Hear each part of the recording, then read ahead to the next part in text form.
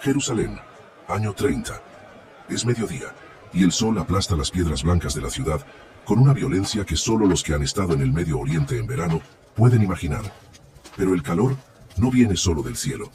Viene también de cada casa, de cada patio, de cada callejón estrecho donde el humo de la leña se mezcla con el olor del aceite hirviendo y el pan recién horneado. Si pudieras caminar por esas calles ahora mismo, antes de que cualquier imagen visual te impactara, tu nariz te diría dónde estás. El olor de la cocina del primer siglo era denso, primitivo, poderoso e inconfundible. Era el olor de la supervivencia humana en su forma más desnuda y más honesta. Cuando las películas bíblicas nos muestran las escenas de la última cena, vemos una mesa larga, copas de vino relucientes, pan abundante dispuesto con elegancia, una iluminación dorada que hace todo parecer solemne y casi irreal. Es una imagen que debe más a la pintura renacentista de Leonardo da Vinci que a la arqueología del primer siglo. La realidad de lo que Jesús y sus discípulos comían, cómo lo preparaban, en qué lo cocinaban, con qué lo servían y bajo qué condiciones lo consumían, era radicalmente diferente a esa imagen. Y entender esa diferencia no disminuye la profundidad de la historia. La hace más humana, más concreta y más impactante que cualquier película podría lograr. Empecemos por el escenario fundamental, la cocina misma, porque lo primero que necesitas entender es que en el primer siglo en Galilea y Judea, la cocina tal como la conocemos no existía. No había una habitación separada llamada cocina. No había una zona delimitada con mesadas de mármol y armarios de madera. La casa de una familia judía pobre del primer siglo era, como ya hemos explorado en otros videos, una sola habitación multifuncional de piedra caliza. En esa habitación única, la familia comía, dormía, guardaba sus herramientas, albergaba ocasionalmente a sus animales en las noches de invierno y también cocinaba. El fuego era el centro físico y emocional de ese espacio. No había chimenea con tiro hacia afuera como en las casas europeas medievales. Había un hogar bajo, a nivel del suelo, construido con 3 o 4 piedras grandes dispuestas en triángulo o cuadrado, con espacio para la leña en el centro y la olla encima. El humo no tenía escape diseñado. Subía, se esparcía por el techo bajo de ramas y barro, impregnaba todo y salía lentamente por una abertura rudimentaria o simplemente por la puerta. Esto significaba que cocinar en el primer siglo era una actividad que dañaba los pulmones. Las mujeres que pasaban horas diarias agachadas sobre ese fuego inhalaban humo de manera crónica. Los estudios arqueológicos y antropológicos modernos sobre poblaciones que todavía cocinan con fuego abierto en interiores muestran tasas altísimas de enfermedades respiratorias. En el tiempo de Jesús, la tos crónica, los ojos irritados permanentemente y los pulmones oscurecidos por el hollín eran parte de la condición normal de cualquier mujer de clase trabajadora. Nadie lo nombraba como enfermedad, porque era simplemente la vida. El combustible para ese fuego era un recurso crítico y escaso. La madera en Galilea no abundaba como en los bosques europeos. Los arbustos secos, las ramas de olivo después de la poda, los tallos secos de trigo y lenteja después de la cosecha, todo era aprovechado. Y cuando la madera escaseaba, como ocurría frecuentemente, se usaba algo que hoy nos resultaría impensable como combustible. El estiércol de animales, seco al sol durante días, hasta convertirse en bloques duros que ardían lentamente con un calor sostenido y un olor particular. El profeta Ezequiel lo menciona en el capítulo 4 de su libro, cuando Dios le ordena cocinar usando estiércol humano. Y él protesta indignado, pidiendo usar al menos estiércol animal como hacía todo el mundo. Esa protesta de Ezequiel revela que el estiércol animal como combustible de cocina era tan normal en esa cultura que incluso un profeta lo consideraba la alternativa limpia y aceptable. Ahora entremos a los ingredientes, porque lo que se cocinaba en esas ollas de barro es el corazón de este video. El alimento base de la dieta del primer siglo en Israel era el pan. Pero no el pan que conocemos hoy, esponjoso, de miga blanca y suave, horneado en horno industrial con levadura comercial. Era un pan plano, denso, oscuro, hecho de harina de cebada o de trigo integral molida a mano en el molino doméstico. La cebada era el grano del pobre. Era más barata, más resistente a las condiciones climáticas difíciles y menos apreciada por su sabor más amargo y su textura más áspera. El trigo era el grano del que tenía algo más de recursos. Cuando el Evangelio de Juan describe la multiplicación de los panes, especifica que los 5 panes que el niño tenía eran de cebada. No es un detalle decorativo, es una indicación precisa del nivel socioeconómico del niño y de la mayoría de la multitud que seguía a Jesús ese día. El proceso de hacer ese pan comenzaba la noche anterior. La mujer tomaba el grano, lo colocaba en el molino de mano, 2 piedras circulares superpuestas, y molía durante 1 hora o más hasta obtener una harina gruesa. Con esa harina mezclaba agua, una pizca de sal y la masa madre, un trozo de masa fermentada guardada del día anterior, que hacía las veces de levadura natural. Amasaba a mano, daba forma a los panes planos y los cocinaba sobre una piedra plana calentada al fuego, o sobre las paredes internas de un horno de barro cilíndrico llamado tabún. El tabún era un cilindro de barro de unos 70 centímetros de diámetro, calentado desde adentro con fuego, y los panes se pegaban literalmente a sus paredes internas para cocinarse. Cuando la Biblia habla del horno que consume, cuando Jesús dice que si la hierba del campo que hoy está y mañana es echada al horno, todos sabían exactamente qué imagen visual acompañaba esas palabras. El pan no era un acompañamiento, era la comida principal, el plato en sí mismo. Todo lo demás, las legumbres, el aceite, las hierbas, el pescado en ocasiones especiales, era lo que en hebreo se llamaba lauk, es decir, lo que se come con el pan. El pan era la base estructural de la alimentación. Un campesino galileo podía pasar días comiendo solo pan duro mojado en aceite de oliva, con un poco de sal y algunas aceitunas. Eso no era una situación de emergencia, era el menú estándar de días laborales ordinarios. Las legumbres eran el segundo pilar de la dieta. Las lentejas rojas y pardas eran las más comunes, seguidas por los garbanzos, las habas y los guisantes secos. Se cocinaban en ollas de barro durante horas sobre el fuego bajo, con agua, aceite de oliva, cebolla cuando había, y especias como el comino y el cilantro. El guiso de lentejas era tan omnipresente en la dieta del primer siglo que la historia de Esaú vendiendo su primogenitura a Jacob por un plato de lentejas no era una hipérbole sobre la irracionalidad de Esaú. Era la descripción de un hambre real y urgente que cualquier oyente judío de la época podía imaginar perfectamente, porque ese olor de lentejas hirviendo era el olor de su propio hogar. El aceite de oliva merece su propio momento en este relato, porque no era simplemente un ingrediente. Era la tecnología doméstica fundamental del primer siglo. Cocinaban con él, sí, pero también lo usaban para encender las lámparas que iluminaban la casa por la noche. Lo usaban para ungir la piel y el cabello, como cosmético y protector solar. Lo usaban como medicina aplicado en heridas. Lo usaban en los rituales religiosos de unción. Una familia sin aceite de oliva en su despensa no solo tenía hambre, estaba en oscuridad literal y en desamparo médico y ritual. La parábola de las 10 vírgenes, donde 5 son prudentes porque llevan aceite suficiente para sus lámparas, y 5 son necias porque no lo llevan, tenía una resonancia existencial inmediata para cualquiera que hubiera vivido una noche sin aceite. No era una historia sobre planificación abstracta, era una historia sobre el recurso más crítico de la vida cotidiana. Hablemos ahora del pescado, porque el lago de Galilea estaba a pocos kilómetros de los pueblos donde Jesús pasó la mayor parte de su ministerio, y el pescado era el único acceso frecuente a proteína animal para la mayoría de la población. El pescado fresco era un lujo de las ciudades costeras del lago, como Cafarnaúm, Betsaida o Magdala. Para las aldeas del interior, el pescado llegaba en 2 formas: salado o seco. El proceso de salazón era simple pero efectivo. El pescado recién capturado era abierto, extendido sobre piedras planas y cubierto generosamente con sal de roca. Después de días de curado bajo el sol, el pescado salado podía conservarse semanas o incluso meses. Era compacto, duro como madera seca, con un olor pungente e inconfundible. Para consumirlo había que remojarlo en agua varias horas para quitarle parte de la sal y ablandarlo. Entonces se cocinaba en las brasas o se desmenuzaba directamente sobre el pan. Era intenso, salado, nutritivo y accesible. Era el atún enlatado del primer siglo. Cuando los evangelios describen la multiplicación de los panes y los peces, el texto griego usa una palabra específica para esos peces: opsarión, que en el contexto de la época designaba específicamente el pescado curado, o en salazón que se llevaba como provisión de viaje. No eran peces frescos recién sacados del lago. Eran los peces secos y salados que un niño llevaba en su bolsa como almuerzo de camino. El equivalente de lo que hoy llevaríamos como snack en una mochila. Ese detalle cambia completamente la imagen visual de esa escena. El pescado a la brasa sobre carbones aparece en un momento particularmente íntimo del Evangelio de Juan, en el capítulo 21, después de la resurrección. Jesús aparece en la orilla del lago y tiene preparado un fuego con pescado cocinándose encima y pan. Es una de las escenas más detalladas y sensorialmente ricas de todos los evangelios.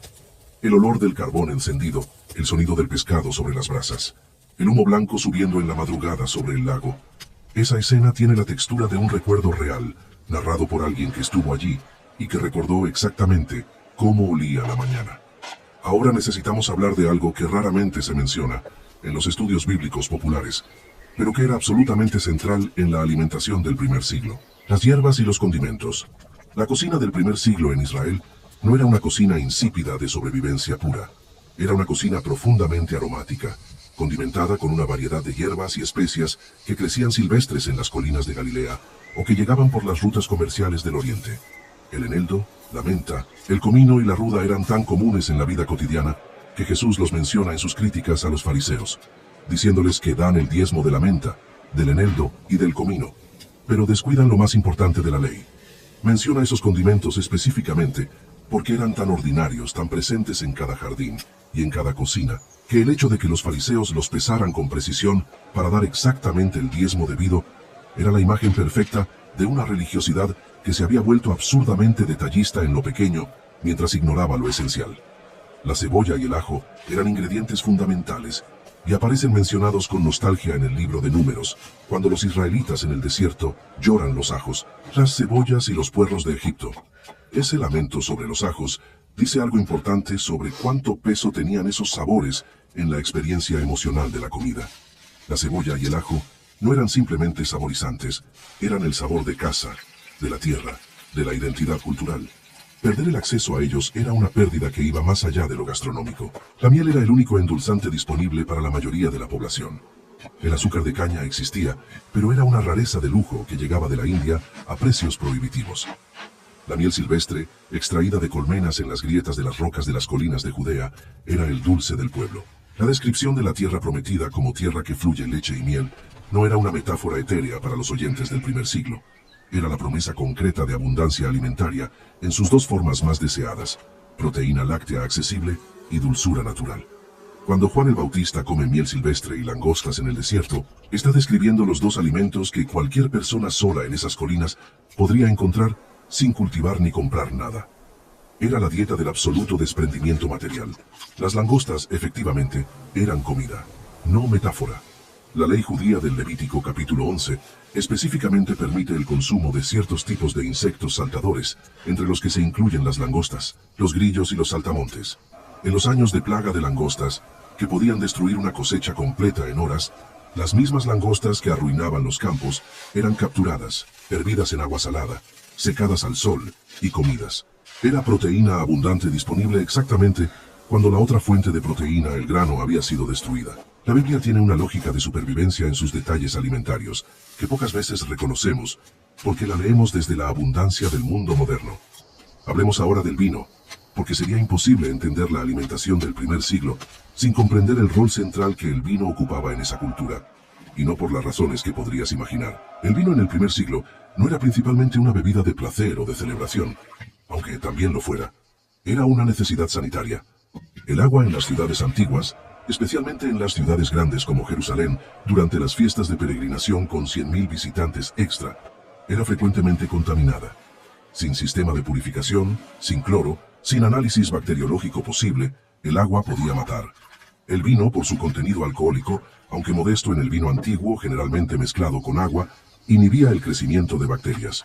Beber vino mezclado con agua era una estrategia de salud pública, más que un vicio o un lujo. El apóstol Pablo, en su primera carta a Timoteo, le dice explícitamente que deje de beber solo agua y use un poco de vino por causa de su estómago y de sus frecuentes enfermedades. Ese consejo médico tiene todo el sentido en el contexto del primer siglo. El proceso de elaboración del vino en Galilea y Judea era una industria doméstica y comunitaria. Las viñas cubrían las laderas de las colinas. En septiembre y octubre, toda la comunidad participaba de la vendimia. Las uvas eran transportadas en cestas hasta el lagar, una pila de piedra tallada en la roca, donde los pisadores, generalmente hombres jóvenes, aplastaban las uvas con los pies durante horas. El mosto resultante fluía por canales tallados en la piedra hacia tinajas de recolección. Era fermentado en grandes jarras de barro, selladas con barro, guardadas en bodegas frescas. Las odres de cuero que menciona Jesús en sus enseñanzas, cuando dice que no se echa vino nuevo en odres viejos, eran los contenedores portátiles del vino, bolsas hechas con piel de cabra, que al estirarse con la fermentación del vino nuevo, necesitaban la elasticidad que solo el cuero nuevo tenía. Era una imagen técnica de bodeguero que cualquier aldeano galileo comprendía perfectamente. La leche y los productos lácteos merecen mención específica porque funcionaban de manera muy diferente a como los conocemos hoy.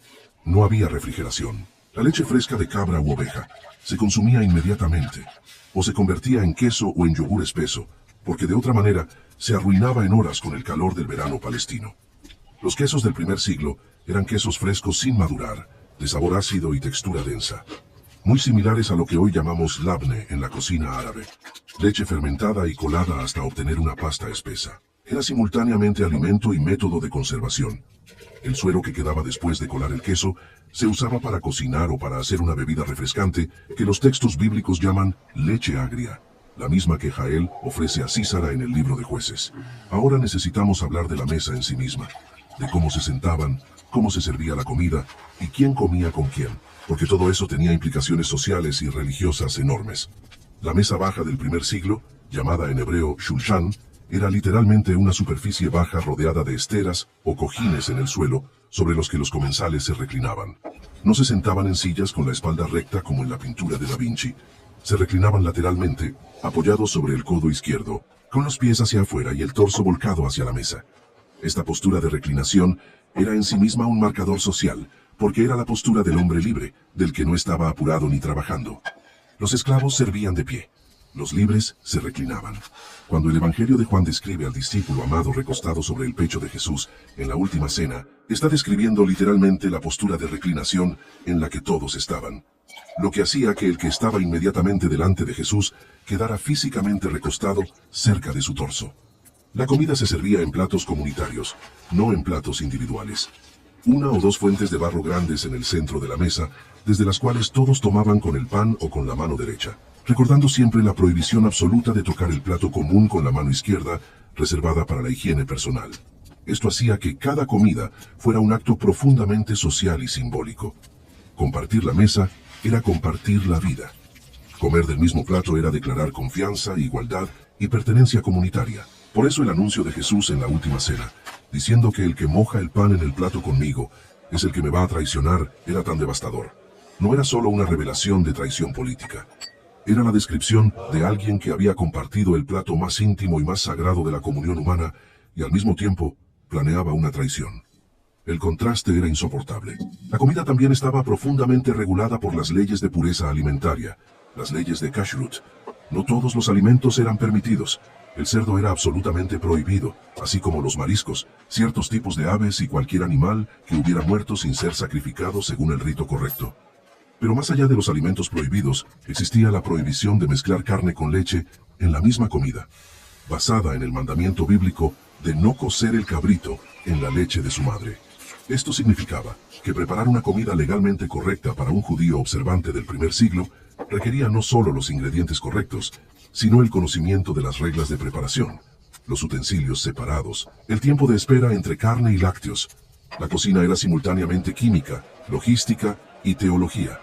Cuando los evangelios narran que Jesús comía con publicanos y pecadores, uno de los escándalos implícitos era precisamente este.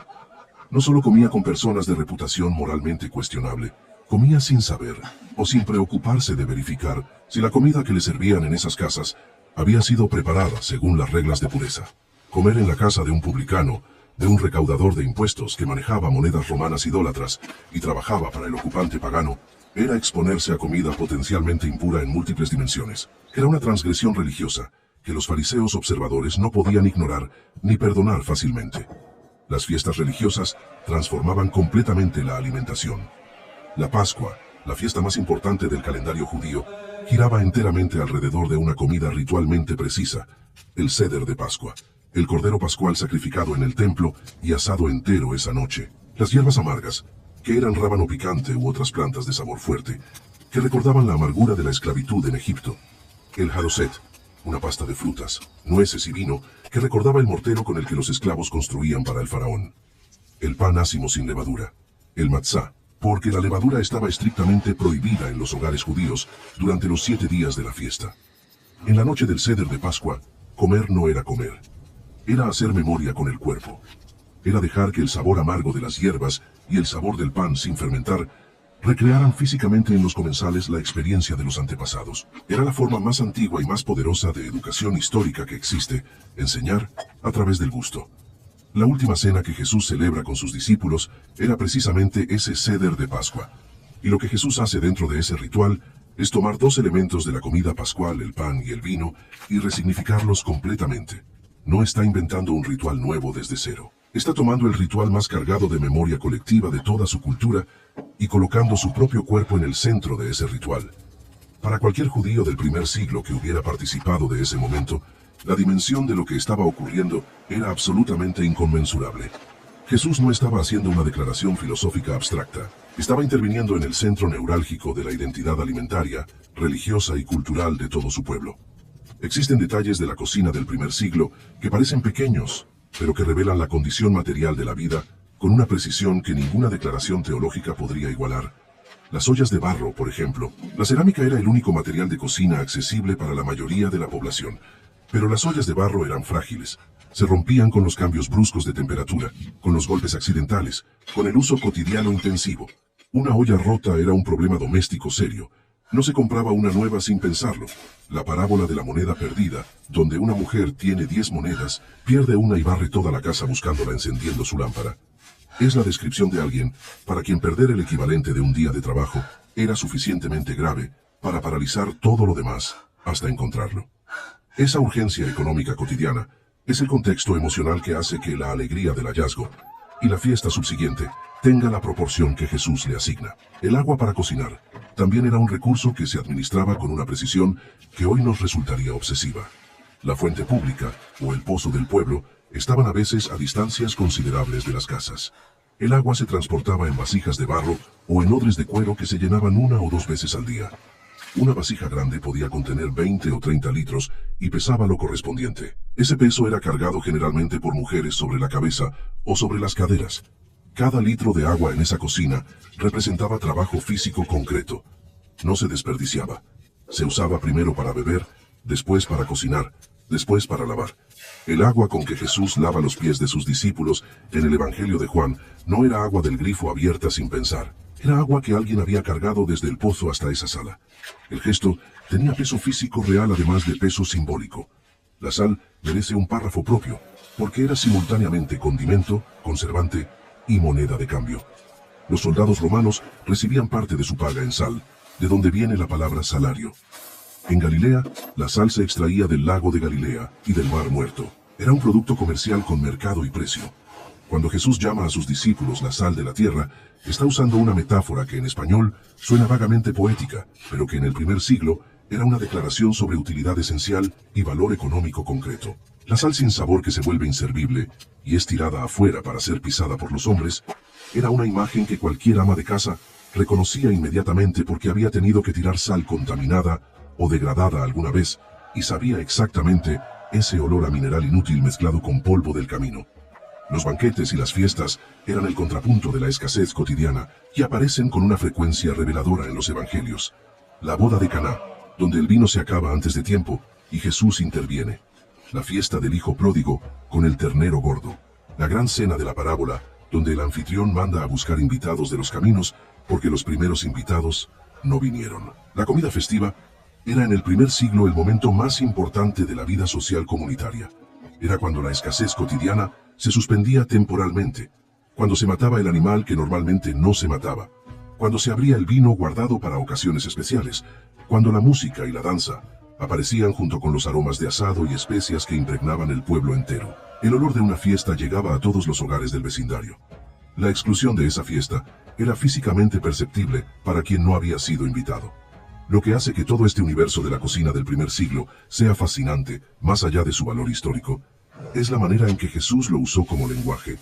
Él habló de levadura escondida en 3 medidas de harina, de la sal que pierde su sabor, del trigo y la cizaña que crecen juntos, del banquete donde los últimos invitados ocupan los mejores lugares, del padre que pide el ternero gordo para celebrar el regreso del hijo perdido.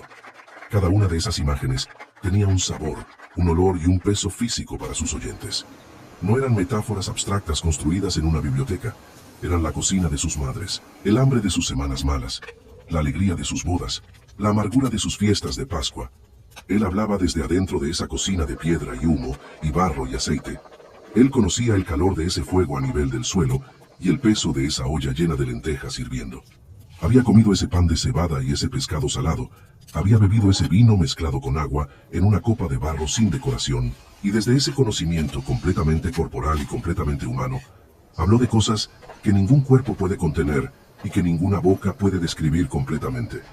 Y si la cocina nos reveló la vida cotidiana del primer siglo, con toda su textura física y sensorial, el siguiente capítulo de esta historia nos lleva a algo aún más íntimo. ¿Cómo dormían Jesús y sus discípulos? ¿Qué camas, qué almohadas, qué oscuridad y qué sonidos acompañaban sus noches? La respuesta va a cambiar la forma en que lees los evangelios para siempre. Suscríbete para no perderte ese video.